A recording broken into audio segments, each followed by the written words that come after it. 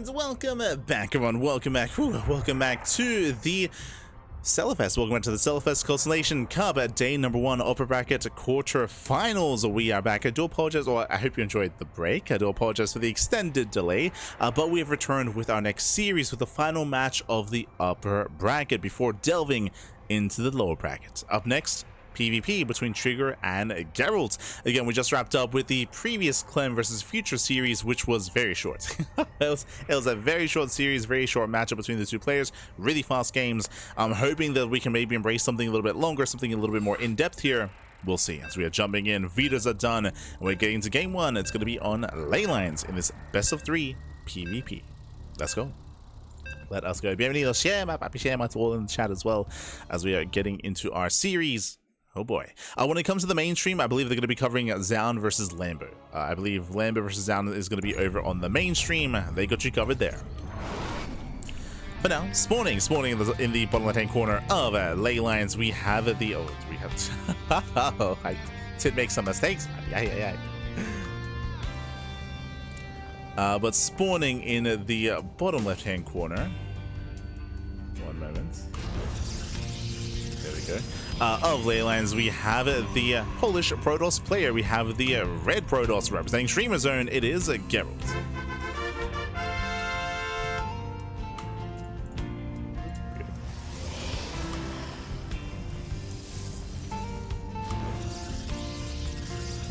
And spawning in the top left-hand corner, top right-hand corner here of ley lines, we have his opponent. We have the Canadian Protoss player. We have the blue Protoss representing Basilisk. It is Trigger. And if you're in the chat, you know what time it is Gamba time. Predictions are open. Place your bets on who you think will claim the series. Best of luck in the chat as we get into our PvP. Let's go. The first mirror matchup of the broadcast. Probes are being sent across the map to scout to confirm, to make sure that everything is on the up and up and that there is no proxy pylon out on the map. So far, so good. So both players do scout, no one sends a probe out to proxy. Looks like standard openers all around, 2 gate versus 2 gates. There we go, 2 gateways here from Gerald, and we are not seeing that out of Trigger. Oh my, okay, Max Packs? is that you, Papi? Oh my god. Trigger going gate, cyber into Stargate into expansion. Greedy build here by Trigger. This is the Max Packs opener, something that is rarely done outside of maps that have a ramp coming into the natural. So this is very greedy, very, very greedy here. And Gerald, he has the option to respond with an all-in. As Gerald does pylon block. Above this, we have the initial Zelda on the way. And we'll see if Gerald throws down extra gateways. We'll see if he commits. As Gerald is double checking. There's that Stargate from Trigger. As I mentioned again, gate, cyber into Stargate into a delayed expansion. I say delayed, still into a faster Nexus. Likewise, Trigger also across the map with a pylon block.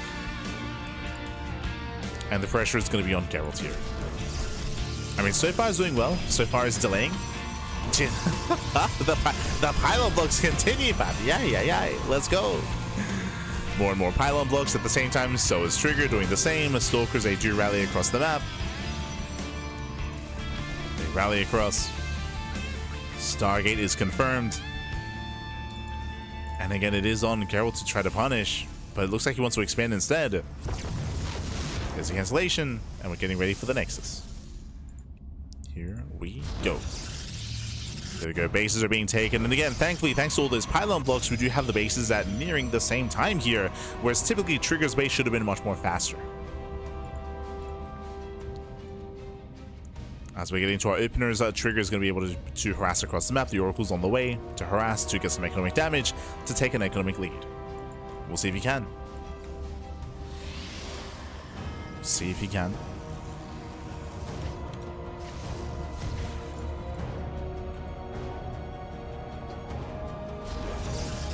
As we have our take of choice, it's going to be a Twilight Council out of Geralt, a Twilight Council pull-up out of Trigger as well. Working towards Blink.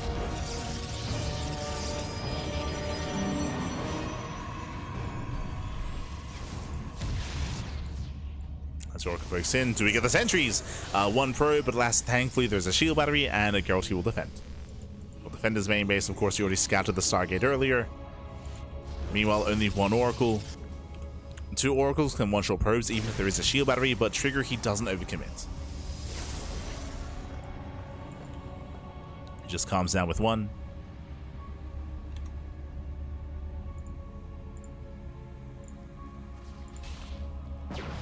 Just the 1 Oracle.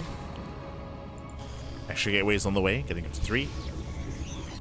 And again, both players are getting into Blink. Oh, nice catch at a Gerald. Very nice. As the Oracle barely gets away, 1 shot away from going down. Trigger, he does escape.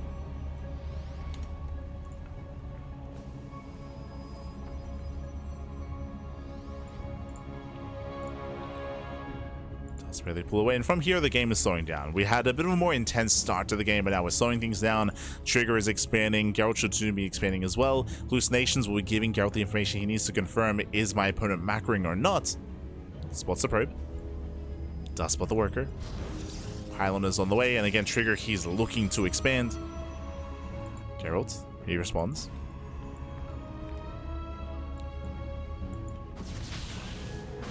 This is when you kill the hallucination, then you throw down more gateways, but never mind. There's the Nexus, and Gerald he sees. Gerald he sees that he does confirm with the hallucination. Likewise, third base on the way for Gerald as well. But building up into the mid game. No hyper aggression from anyone. Trigger is posturing, but again, pushing up a ramp into an opponent with equivalent army here, it's going to be difficult. So just calming down.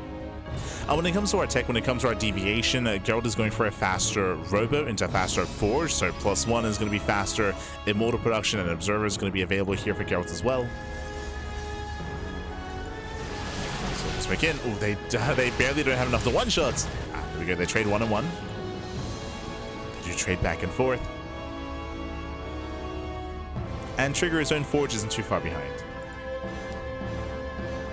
Getting to his own +1. So again, we're slowing things down, we're building up into the mid game. And we were robbed of that last series between Clem and Future. And we're actually embracing that here between Trigger and Gerald. We are getting there.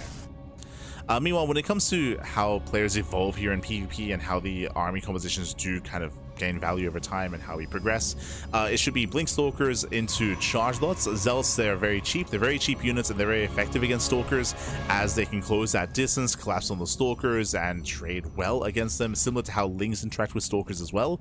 Because the attack rate of the Stalker is so low, Zealots can excel against them. That is typically why after you get into your Charge Lot setup, you want to work towards Archons. That's going to be the answer here to Zealots. I say the answer. Technically, there are certain builds where you can go into Glaive Adepts and be hyper committed with Glaive Adept Immortal. There are also some players that do go into Colossus. Colossus is also an alternative answer to Mass Charge Lot, but the standard response is Archons. Going to Temple Archives and Archons, there we go. Temple Archives on the way, Archons are on the horizon. Once we get into this more robust kind of Charge Lot Archon Immortal composition with Blink Stalker support, then we can start to think about Disruptors. There are some players that try to skip tech and try to rush into Disruptors. It can be very risky to do so, but I mean, high risk, high reward. That'll be in a later game state. For now, we're getting into that mid game. Temple Archives is done, and Trigger's first wave of High Templar are going to be on the way. Here they come, the first Archon. Now, my concern here is that Gerald, he's, of course, staying on a lower gas count. He's staying on 3 gases, and his goal here is to try to strike before there are too many Archons. So here we go. Gerald, he does push. Does make in. Yeah, Blinks on in, going for the 4th base. And can he force a cancel? He can. Oh, the base is very low, and Trigger, he saves it. Oh my god. The Archon has arrived. Nice force field. Locks down 2 Zealots.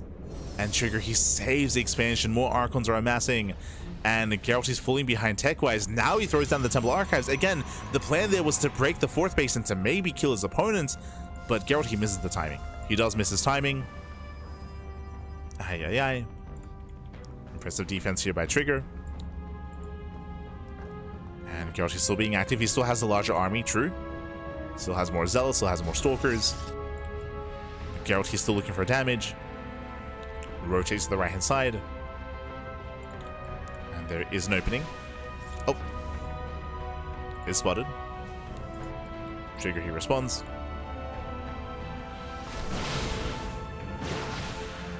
Gerald, he gets 1, he gets almost 2. Nice revelation. Keen eyes out of trigger. Snipes the observer. And here come the first Archons for Gerald. So we're catching up in tech. Economies are close, quite neck and neck. And although this will come down to the army movements and the army positioning, how the armies do engage and clash with each other. When it comes to how Archons interact with mass zealots, you have to be so careful not to clump up. If you clump up, these Archons will annihilate a zealot army. So you have to be so careful with how you engage. Likewise, you have to be so on point with your target firing. Ideally, the Stalkers focus on the Archons to allow your zealots to break through. Meanwhile, Gerald's out of position. Yeah, fifth base. Fifth base is cancelled. Gerald is racing back home. He's racing back to his third. Trigger's moving in. Does move in. Archons are ready. They're in position. Zealots stay tied on said Archons. And these Zealots will melt. Yeah, Gerald's a brutal fight here. He'll lose all the Zealots. More reinforcements on the way. And Trigger, he just overwhelms. A better engagement here. A better setup for Trigger. Again, the wave of Zealots, they just ran into the Archons. They melt. And Trigger, he'll overwhelm. He'll overwhelm. Bring down the army. And look to take a lead in the series. And one fight is all it takes. GG gets called, and Trigger, he will take game number 1. GG.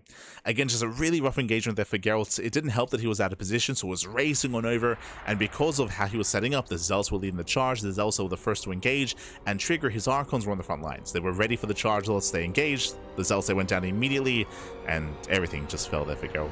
GG. GG, well played. Trigger does take a lead in the series, and now we're jumping into game number 2. It's going to be on Tokamak. Oh. Let's go.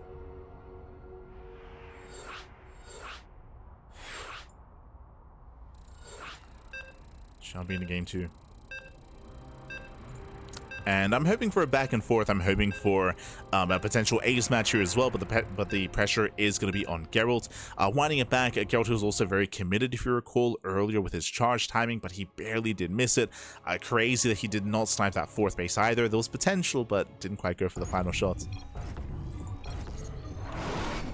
And Trigger did snowball out of control from there. And now we're getting into game number 2. And spawning in the bottom-left-hand corner of Tokamak, we have the Polish Protoss player. We have the red Protoss representing Streamer Zone. It is Gerald. And spawning in the top right-hand corner, we have as opponent, we have the Canadian Protoss player, the blue Protoss representing Basilisk. It is Trigger. Here we go.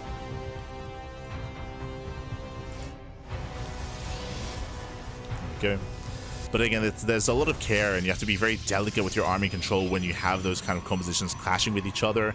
Ideally, you want to pull back your Zealots. You don't want to aim move them in. You want to pull them back and preserve them. Attack initially with your Stalkers, with your Immortals. Try to bait your opponent's Zealots into your own Archons. It's like a big kind of like game of chicken, where you don't want to send your Zealots in. You don't want to lose them too quickly, and you want to try to bait your opponents out first to engage into your Archons, right? So there's a little like posturing typically with those kind of armies. I should say though that like Gerald, he wasn't able to posture because he was out of position. By the time he got to his third, I mean the army was in his third base, right? The army was in his third, so he had to engage as well. It was just a really rough position there for Gerald.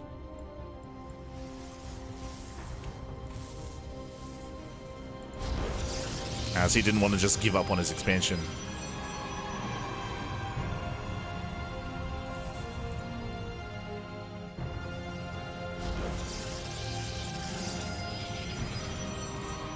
Here we go. But here we go.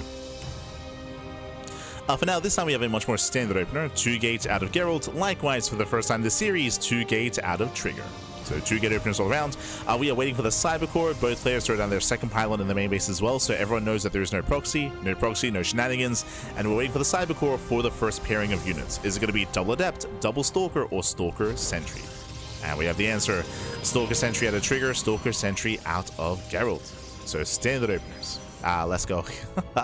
we had a bit of a passive game 1 leading up to a more explosive mid game, and we're probably going to see the same here as well. Stalker Sentry is indicative of a macro opener. The reasoning for this is because you're going to have 1 less Stalker than a double Stalker opener to be aggressive across the map. You won't be able to harass like Adepts can. Your goal here is Hallucination Scouts. Is a scout across the map to confirm what your opponent's up to. Speaking of, probe is shut down. Nice a probe, but we do see Gerald expanding. Oh, nice pylon block here by Gerald. He delays the Nexus for trigger. Big delay. Will cost Gerald 100 minerals. But will take an economic lead. Slight one.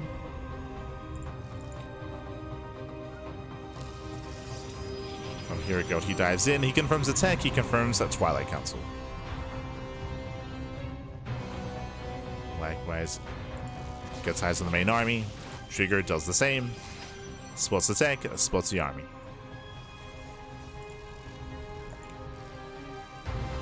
Is what we're looking for. Likewise, gets eyes on all four all four pylons. Everything looking as it should. From here, we can then decide to throw down extra gateways and commit on 2 bases, or get a third. Speaking of, Trigger is fanning out. Here come more hallucinations. Trigger checking for proxies. He's a little bit paranoid. Meanwhile, a big shout to Gypsy93 in the chat. God, thank you so much. Gypsy, is this the Brood War player, by the way? I could be mistaken, but thank you so much. Thank you so much for the raid. Hope you had a great stream. Hope you had a great ladder session. Hope you had a great time. Brood War. There it is. Let's go, Fiverr. Let's go. The SE for all champion himself. Oh my god. Ay, ay, ay. Este Gypsy. Thank you so much. Thank you so much. Do appreciate it. I hope you had a great time at SE for all. I hope you had a great time in Philadelphia. And thank you so much for the raid. Welcome one and all. This is not Brood War. This is StarCraft 2. This is another LAN event, another offline event happening not in America, but in Canada. In the Americas, I should say. So in Ottawa, Canada, there's another StarCraft 2 event going on. Unfortunately, no Brood War. Unfortunately. Would be nice to have the two, of course, like the previous events. But regardless, StarCraft nonetheless. It's amazing, it's beautiful. Devs get shut down, 4 pro kills, not bad. But many of the players that were at SE for All did actually travel up to Canada as well to compete in Stellarfest.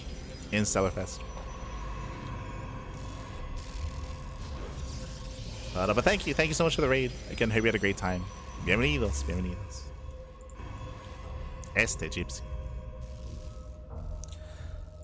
As both players do take their third bases, Trigger does move out. Has the Stalker advantage. And nice so far, nice force field, zones away some of the Stalkers, does start to step in, and Gerald is getting caught out here. He will lose everything. Yeah, Gerald forced to engage with a smaller army. Not like this. Gerald, he was taking up, getting to the forge, getting into his robo. And Trigger, he's done it. He has broken the back of Gerald. 2 Stalkers left, down to 2. Oh, does make away, but he's going to be chased down to 1, and soon to be down to 0. Down to 0 Stalkers. Again, Gerald, he was taking up. He was otherwise skipping warp ins. Trigger, he was more committed. And he's so close to breaking Gerald here and now. Oh, so close. So yeah, we're down to 2 Stalkers. 2 left, backing 2 left. Unfortunately, reinforcements take so long to arrive for Trigger. So despite having that army supply lead, they're rolling across the map. He'll get there, man. He'll get there. Oh. Nice blink control. Pulls away, blinks in. Gets 4 probes. Reinforcements have arrived. He's warping in 2 Stalkers at a time. Yeah. And thanks to the defender's advantage, Gerald, can he survive this? Can he save his third? Can he save it? Oh! Yeah, with the help of the Immortal, he can. The Immortal has arrived. And Gerald, he's surviving, he's holding on, just barely. As you mentioned, if he had a proxy pylon, if he had a proxy gateway, if he had some way to reinforce, that should have been game. That should have been. But Gerald holds. He survives. The third base is up and running. He has comparable economy here to Trigger. The game will continue. Oh, for a bit longer here. Trigger still has momentum. Still up in Stalkers, up in supply. Oh, now he has his own Immortal. Again, it's still a very awkward assault just because reinforcements take so long to arrive, but Trigger, he might still pull this off.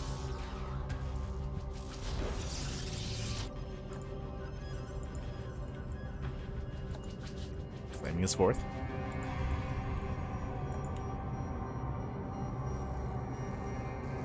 Gracias, gracias. Thank you so much. For the anniversary shoutouts. Gracias, gracias. As Triggery pulls away. Okay, let's go. We have a game. We have a back and forth. Of course, Gerald is still on the back foot. He still has some recovering to do, but he's claiming his fourth base, building up on 4 bases here on Tokamak. It can be quite difficult to break a 4-basing player as well, bearing in mind that there are much more defensive features here. There are less attack paths. We have rocks in between the bases, so it's easier to rotate between the 3rd and between the 4th. So easier defensive rotations. And of course, a longer rush distance spike round as well, which you saw come into play. It just took so long to reinforce. But Trigger still has momentum. Does he have a war? There we go. The War Prism has arrived. He's got his Prism. He can reinforce. He can keep going. The Trigger.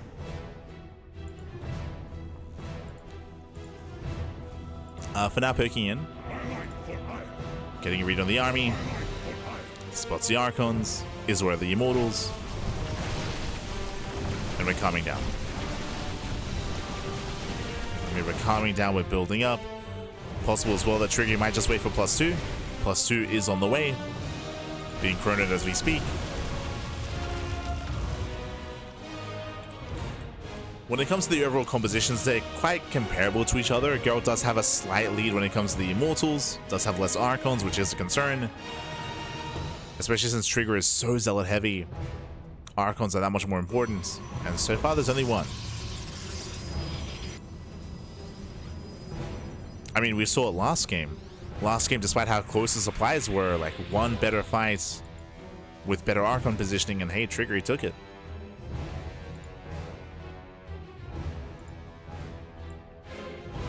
Yo, we have the Bay on the... Okay, the Bay is on the way. This is a way to recover. Now, because of Trigger's lead, he's maxed. Trigger, he's maxed out. He's at 200 supply. He's pushing here and now. If Gerald can buy some time for Disruptors, that is a way to recover. That's a way to bounce back. It's a way to make up for otherwise supply disparity. But Gerald needs time. And I don't know if he has any. Ay, ay, ay. As long as they charge in. Some of the Archons are actually engaging here, but Gerald, 2 Archons not doing anything. Yeah, rough positioning here. Rough positioning, rough engage. Trigger, he has done it. He just barrels on through. Breaks the main army, takes down the Immortals. And with that Trigger, he will claim the series. So we're going to advance on into tomorrow's broadcast day, into the next round. GG gets called. Trigger will take the 2-0. He advances on to the upper bracket semifinals. GG. GG, well played. Again, just a shaky defense early on by Gerald. They were even, they were neck and neck, of course, but Trigger did have extra warp-ins. He was that much more aggressive, that much more committed. Winding it back, Gerald, he was investing into further tech, into his Forge, into his Robo, into further upgrades, and he got caught with his pants down. It was really intense moment early on. I want to say Trigger had a 4-stalker lead. I think it was around 4 stalkers over his opponents, and Trigger, he was able to win the fight at the 3rd base, push in towards the natural, killed a couple of workers as well, took a lead, barely didn't kill Gerald, but did take a lead nonetheless, right? He took his lead, he maintained his lead as well, snowballed out of control. Towards the end there, he was maxed out, 200 supply, and Gerald could not stop him. It was bold. Gerald, he was working towards Disruptors. That is a way to recover, but he didn't quite get there. Didn't quite get there. GG. GG, well played. And with that, Trigger, he does advance on, and we have an all Canada upper bracket semi. Oh my god. Exclamation mark, be in the chat if you guys want to have a look at the back yourselves. Quickly catching up with the bracket here, you can see in the upper semifinals, Clem, of course, we covered his match earlier. Clem took down Future 2-0. Clem, he's still waiting for the winner of Zaun and Lambo. Meanwhile, Scarlet took down Björn 2-0. Trigger took down Gerald, and we have Scarlet versus Trigger in the upper bracket semis. I mean, for a Canadian tournament, you couldn't ask for something better than this. I mean, especially considering Björn was heavily favored. I'll say that. Björn was favored against Scarlet, so for Scar to bring down Björn, that was a massive win. I would say an upset, and that leads into what we have now. Canada versus Canada. Scarlet versus Trigger. Let's go. Let's go. So great to see that representation in the upper bracket, especially for a Canadian LAN event. And that also confirms a Canadian player into the upper bracket finals as well. True. Does confirm. Meanwhile, when it comes to other results coming in, the mainstream they're covering Lambo versus Zaun. Lambo is up 1-0 versus Zaun. Yo, what's happening right now? Oh my god. The jet lag is kicking in. Bjorn underperforming. Zaun struggling against Lambo. Oh my god.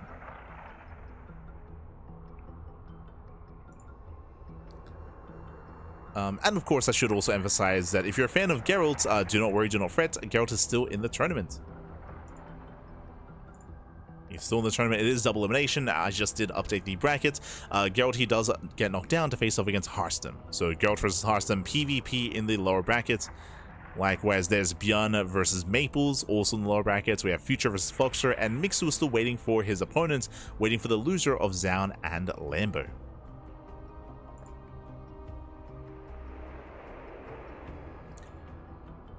They flew those players in. Nice. Yes, there were some qualifiers. There were some online qualifiers which did lead into paid flights for the players. So Zaun, Bjorn, Clem, like some of these more international players were able to take part and compete and be a part of this event as well. Not just them, Gerald, Mixu. Despite the event being in Canada, we do have some international representation. International players.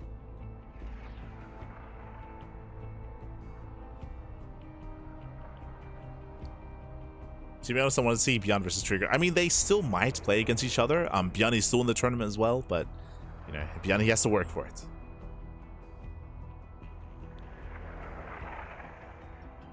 See Rocker in the chat. Este Rocker. I feel like Trigger should have attacked as soon as he got War Prism and Charge on +1. I mean, I do think that there was a window where he could have been more aggressive earlier, but, I mean, as we saw, he just played it safe, right? Just got his 4th base, maxed out. I don't necessarily think there was a wrong answer for Trigger there, just because of his lead. No wrong answer.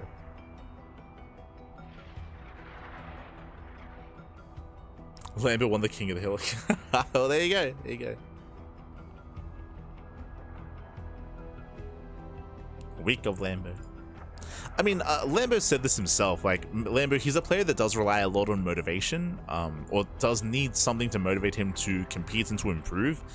He has mentioned this before, and the fact that we have, or that he's been traveling and looking to compete in an offline tournament like this, I'm sure this has motivated him to practice quite hard leading up to this. Like he said it before, where if there's like no major tournament to look forward to, like his practice does suffer, like his results do suffer, and he doesn't necessarily commit as hard.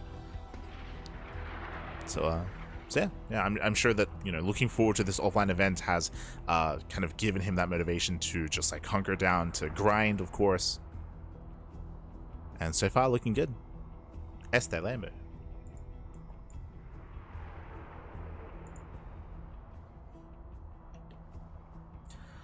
Otherwise, with that, we are wrapping up the upper brackets. We're almost done with the broadcast here with day 1 of the stream. Actually, I should switch us back for a moment at least. So up next on the channel, right now the mainstream, they're covering Lambo versus Zaun, and that's going to be it for the upper brackets. If you want to tune into Scarlet versus Trigger or Clem's next series, that'll be tomorrow. That will be tomorrow, not today. So Scarlet and Trigger, they're done for the day. They can take a break, they can get to rest, they can go get some food and chill and enjoy the rest of Ottawa, enjoy the rest of Canada, until, of course, tomorrow's broadcast. Once the upper bracket is wrapped up, we are going to be heading down to the lower brackets and focusing on those matches. So I don't yet know what we're going to be covering. Because with the B stream, we're going to be waiting for the main stream to pick and choose.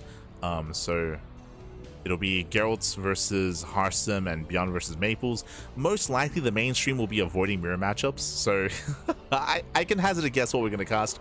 We're most likely to be casting Future versus Foxer and Gerald versus Harstem.